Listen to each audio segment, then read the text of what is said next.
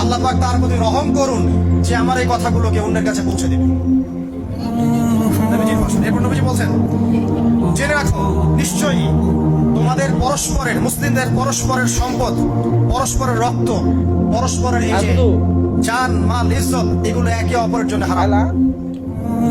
মুসলিমদের পরস্পরের রক্ত, পরস্পরের ইজ্জত সম্মান একে অপরের জন্য হারাম।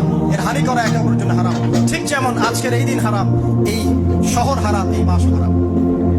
নবী করিম সাল্লাল্লাহু আলাইহি ওয়াসাল্লাম বলছিলেন, জেনে রাখো তিনটা বিষয়ে যেন তোমাদের অন্তর কখনো খেয়ানত না করে। তিনটা বিষয়ে তোমাদের অন্তর যেন কখনো খেয়ানত না করে।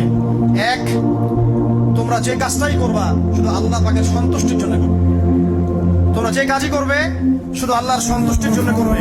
তোমাদের শাসক বর্গের কল্যাণ কামনা করবে। তোমাদের শাসক বর্গের কল্যাণ কামনা করবে। 3 নাম্বার, মুসলিমদের জামাতকে আঁকড়ে ধরে রাখবে। মুসলিমদের ইউনাইটেড কমিউনিটিকে আঁকড়ে ধরে থাকবে। এই তিনটা বিষয় পালনের ক্ষেত্রে তোমার অন্তর যেন খেয়ানত না করে।